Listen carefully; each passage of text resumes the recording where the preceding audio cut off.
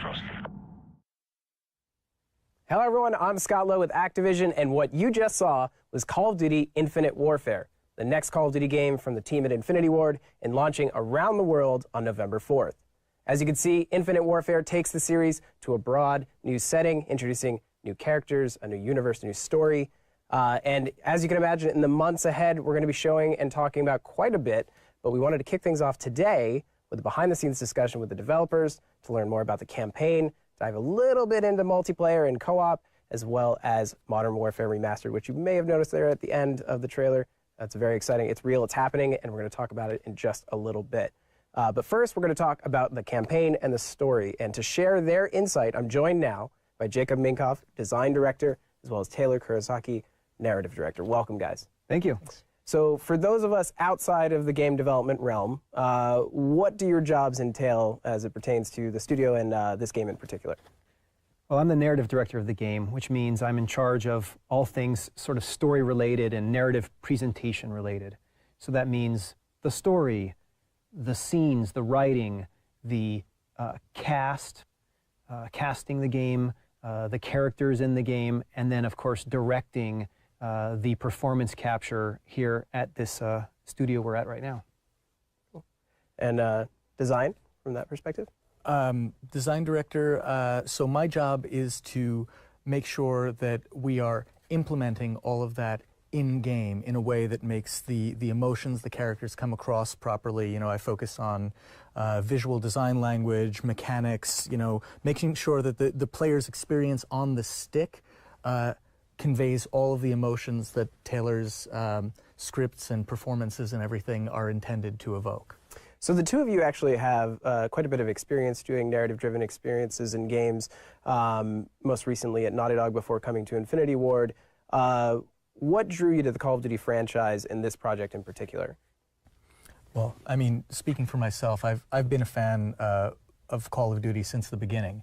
I remember playing the first Call of Duty. It really, it blew my mind. The first time I saw a dude put his back up against a wall and, you know, he's got his gun and he's peeking around the corner, and it created so much more tension for me because I believed in the stakes of the moment. I believed that it was dangerous, and you know, that was kind of a turning point for me because I realized how important NPC performances are in making you buy into the world and believe in the world. And I've honestly used tricks that I learned from Call of Duty 1 in every game I've shipped in my career. And, you know, when the opportunity arose to work on a Call of Duty, I was, you know, super excited to do that. And on top of that, the Infinite Warfare project itself is extremely exciting to anyone who likes video games at all. Yeah, ditto for me. I've been a huge fan of the series of Modern Warfare, Crew Expendable. What an incredible opening to a game. I just remember it just taking me into that place, and I didn't want to leave. And so for us, I think the opportunity to sort of work in the Call of Duty franchise, which is known for, you know, incredible set pieces and incredible visuals and rock solid 60 frames per second action, and to be able to infuse our sort of narrative philosophy into that just seemed like an incredible opportunity. Well, and speaking of narrative, let's talk about probably the biggest question on everyone's minds with regards to Infinite Warfare, which of course is the setting. What was the motivation to bring it to space, and you know, what were kind of the opportunities there for you guys? I mean, first and foremost, the motivation was the enthusiasm of the team. We all wanted to make this game. We could feel it in our bones. No one was going to tell us no. This was the game we absolutely wanted to make. It was the game we knew we needed to make. The opportunity to take this trademark Call of Duty feel, this boots on the ground, authentic military feel, and take it into this new setting.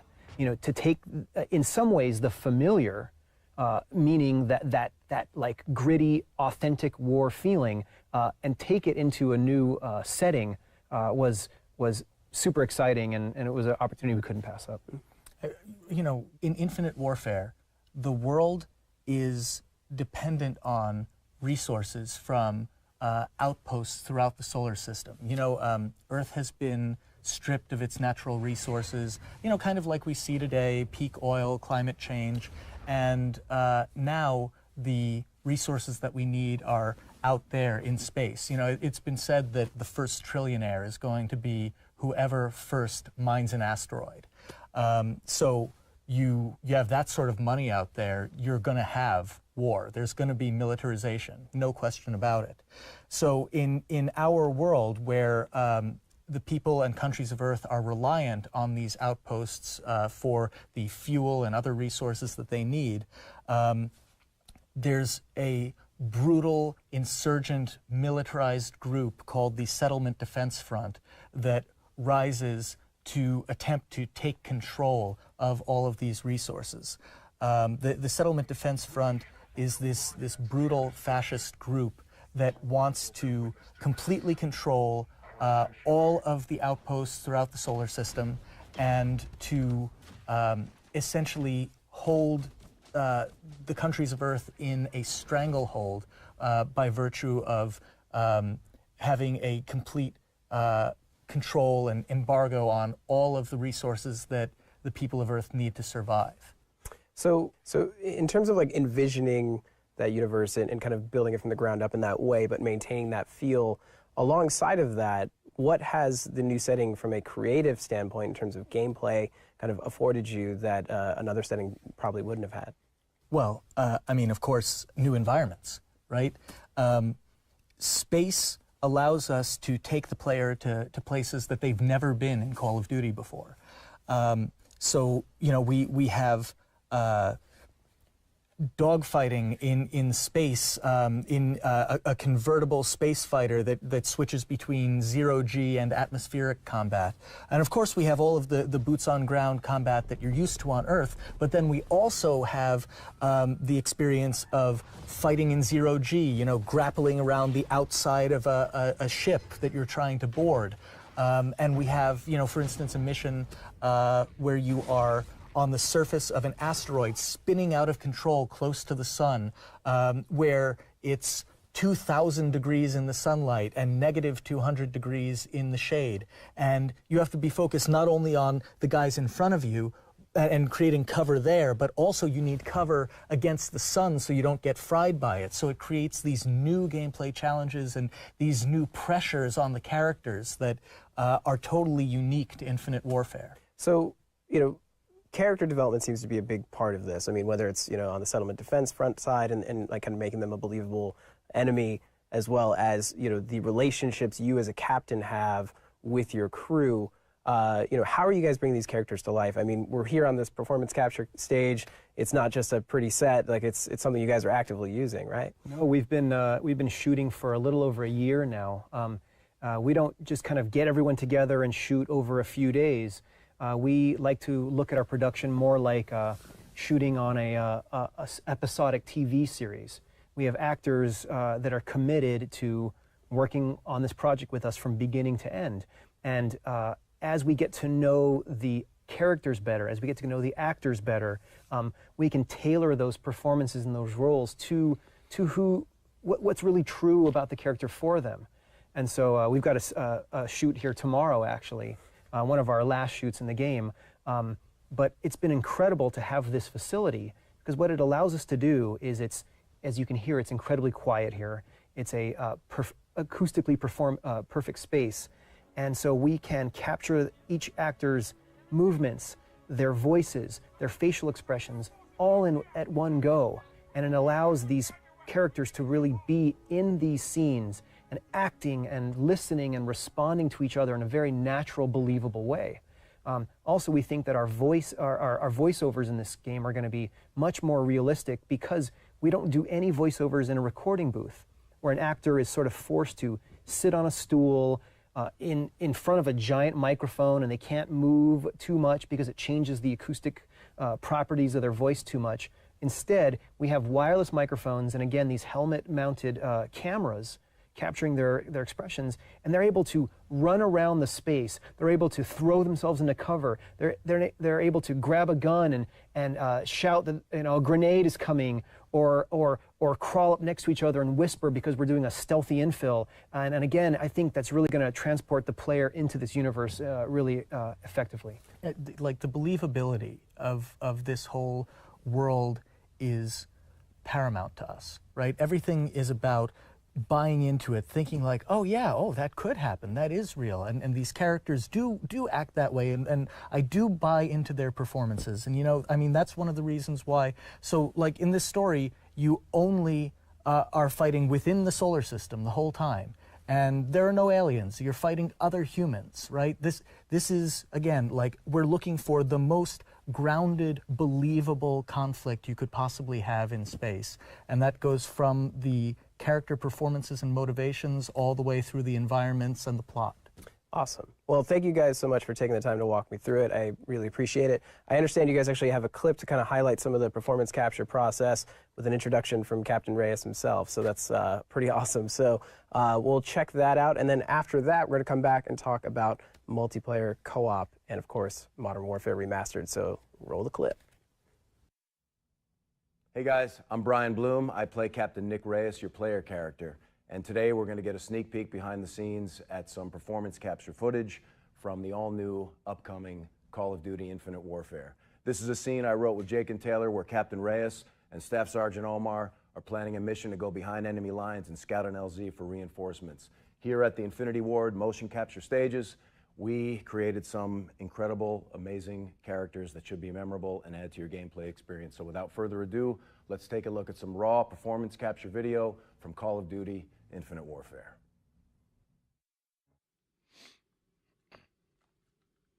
You been down to Titan? I have. Ops? No. Pops. Dad was a tank farmer. Worked the pipelines for about 30 years. Retired just before the SDF took it over. Let's go give him hell. Bet your ass.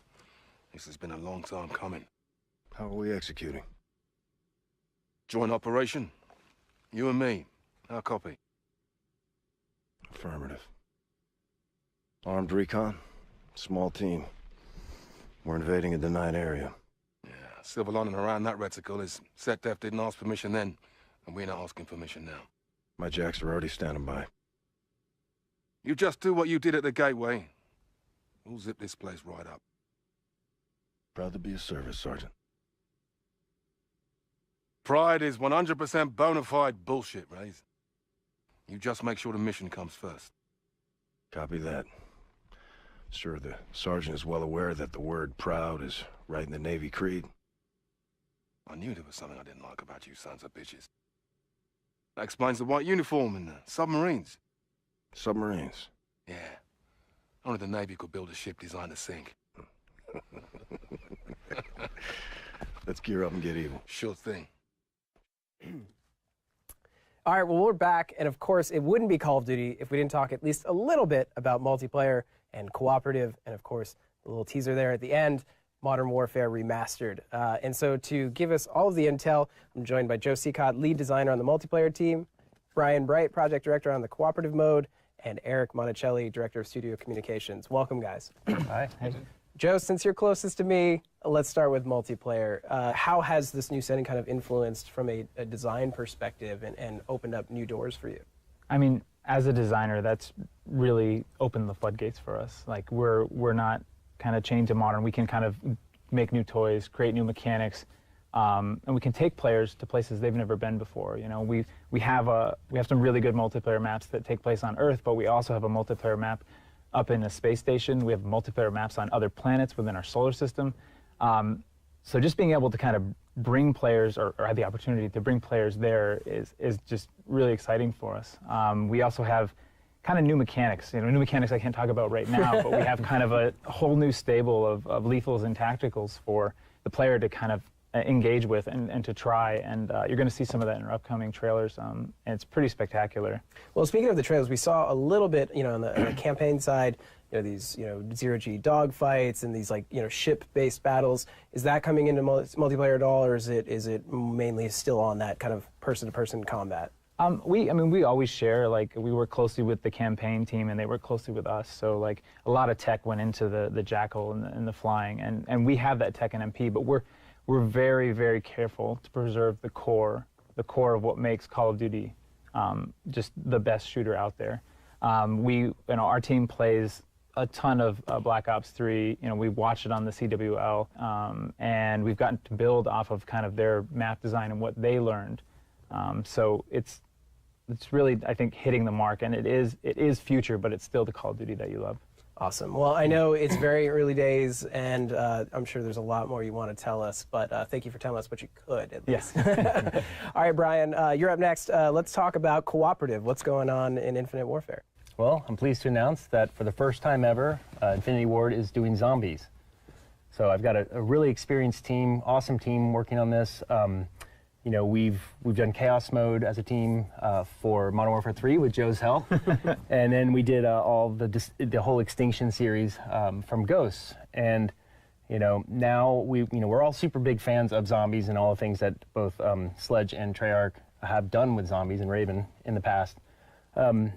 And so we're taking that, and we're excited that we're able to kind of finally do our own take on zombies. And it's its own completely different universe. It's a separate universe from what Treyarch's doing. It's a separate universe from Infinite Warfare. We have something like truly unique and different, and people haven't seen before. And I think, I'm sure that the fans are going to love it. Well, speaking of the fans, if there's one thing I know about Zombies fans, they are ravenous, and they go crazy for Easter eggs. I know it's a big priority for Extinction and some of your other work, but is that something you're embracing as well for Zombies? Oh, absolutely. Yeah, we just scratched the surface on Extinction, but in Zombies, we love the Easter eggs. We love, it's what gives the game life on YouTube, And what's step 21 of getting this particular weapon quest? People love that stuff. It really drives replayability as well. And so, being such a big fan of the work that the other studios have done with Easter eggs, we're taking it even one step further, and can't be more excited. And it'll be interesting to see how many of the Easter eggs fans, actually find, and how long it takes them to find these things.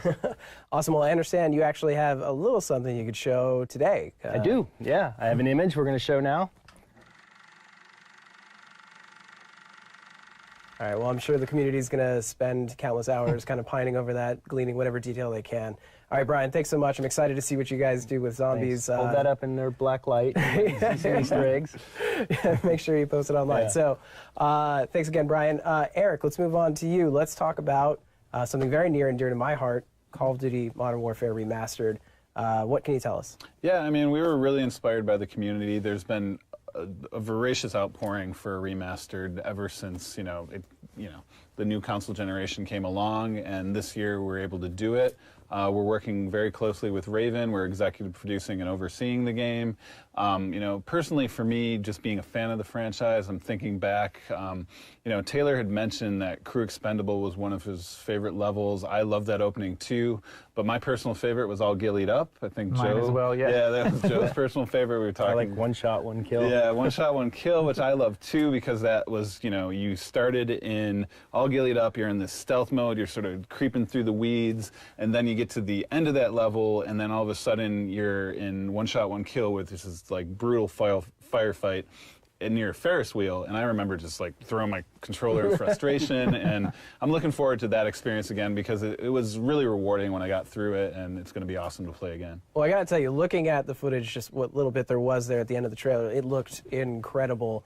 What is some of the work that's going on behind the scenes to kind of bring it into this new console generation? Yeah, Raven's really amping up everything. They went back and, we're sticking true to the core original vision of the game, but they're looking back at the textures and reworking those completely from the ground up to make them have that fidelity that you expect from current console generations. It's going to look vibrant, it's going to look brilliant, it's going to look like something amazing when you play this game. Also, the sounds are being reworked. There's audio rework being done, revamping all that. There's new Foley that was recorded. different things like that, especially new techniques too. Since 2007, the game came out, which is 10, It's hard to believe it's been that long. Yeah. 9 or 10 years, which is crazy to think about. And you know, there's a ton of techniques. So like dynamic lighting's been worked in, new visual effects, just a lot of processing and a lot of you know, new tech that's been pushed on there. Yeah, well, we've talked a lot about the campaign, and we all have our kind of marquee moments. But of course, multiplayer was a huge component. How does that factor into Remastered? Yeah, multiplayer was one of my favorite things to do too. It sort of revolutionized multiplayer for the games industry at large. It was this new experience that was remarkable.